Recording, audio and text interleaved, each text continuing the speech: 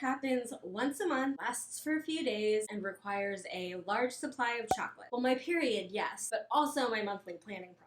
And in this video, I am going to walk you through the whole routine and the 3 tools that I use for it. Welcome, you productive unicorn. I am Brittany Berger, the founder of WorkBrighter, and we are a digital media company and community that helps you escape hustle culture, redefine productivity, and find a better balance between work, play, and rest. And if there's one thing that you need to know about me personally, it's that one of the longest and most stable relationships in my life is the one that I have with planners. Sure, I've been with my partner for 12 years, but that's nothing compared to the 22 years that I have been in love with paper planners and agendas. As soon as my elementary school started handing them out to us I think I was in 4th grade, it was codependence at first sight. Fun fact, once in college, I went home to visit my parents for the weekend and I left my planner there. And until my mom was able to mail it back to me, I had to call her every night and have her read me my schedule for the next day. And I'm still not completely convinced that she didn't hide that planner to get me to call more. Whether I've called it my agenda or my planner, whether it's been paper or digital or a combination of both, weekly and monthly planning have always been really key to me keeping my ish together as loosely as it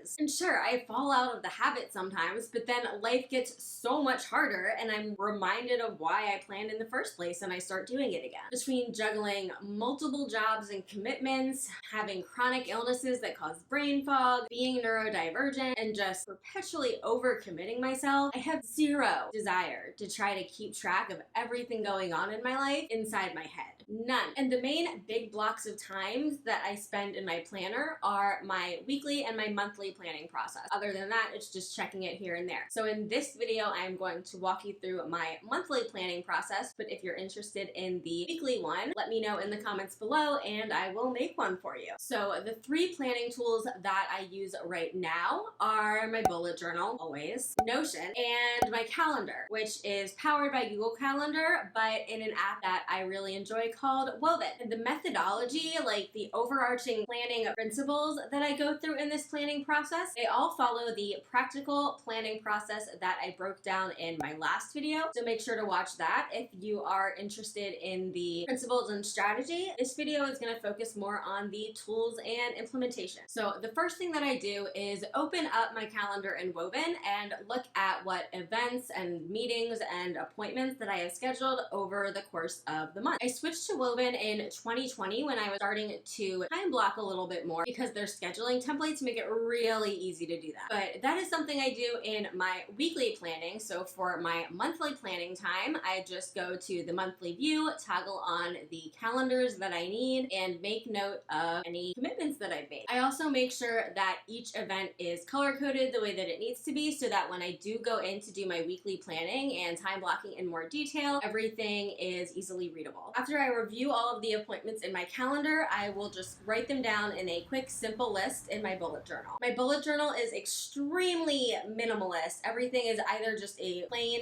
bulleted list or checkboxes. The only thing that keeps it from being literally as simple as you can get is the colored highlighting that I use to make headers stand out, but that's it. So these events go first in my monthly spread because they tend to be the most non-negotiable. They're the meetings that I have scheduled with other people, the events that I've committed to attending, and since I'm self-employed, the rest of my work is a lot more flexible. So this is the stuff that needs to be prioritized by date during my monthly planning. Once that's done, I am finished with Woven, so I'll exit out of that and hop over into Notion. And if you've watched my webinar on Notion, you know that I use it for pretty much everything. But for my monthly planning specifically, I am looking at my projects database, my monthly spread, and my tasks database. The monthly spread that I set up in Notion is similar but more detailed to the one that I am writing out in my bullet journal. Kind of the relationship between my bullet journal and Notion is that Notion is the complicated details and bullet journal is is the summary of that. So once I've got the events typed out, I just type those regular, no database or anything. After that, I'll put in a linked database view of my projects database and pull out the ones that I'm going to be making progress on throughout the month. I'll add date ranges to anything with hard deadlines or due dates. I'll schedule events for the WorkBrighter Clubhouse, things like that, so that once I have scheduled the inflexible things, I can work the more flexible things in around those. And once I decide on what those projects are in Notion, I'll write them out in my bullet journal as well. And in my bullet journal, I tend to break them out based on which area of my life they're in, just to make it a little bit more organized. I usually break things up by whether they're in this business, my other business, or personal non-business. And then once I'm done that, I am done thinking about these overall project umbrellas, and I can start thinking about tasks and getting into more detail. I go into each of the project's individual pages and I'll start adding and putting together the information that I need to be able to make progress on them. And I can do another video all about this, so let me know in the comments if that is something that you would be interested in. The most important part of this, especially at this stage, is going down to the linked view of my master tasks database within the project dashboard and making a note of any individual tasks I already know that I need to do to get the project done. That way they are already in the task database when it comes time to start scheduling actual dates for things. And then the last thing I do is list out any other random tasks or projects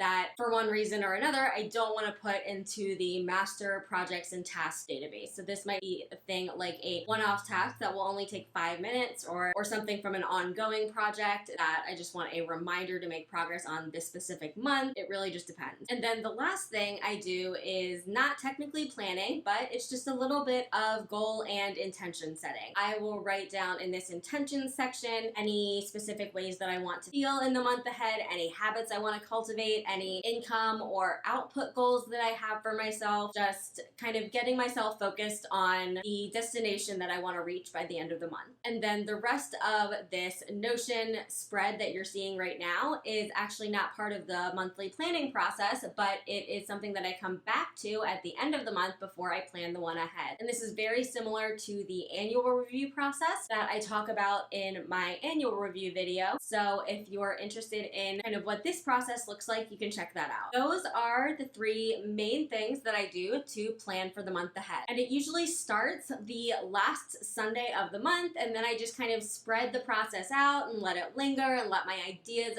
marinate for the next few days until the month ends. And on that Sunday, this process is usually part of a larger kind of monthly recap and reset routine. So let me know in the comments if you're interested in a video about that. And now I want to hear from you. If you have a monthly planning or reset routine, I would love for you to tell me all about it in the comments.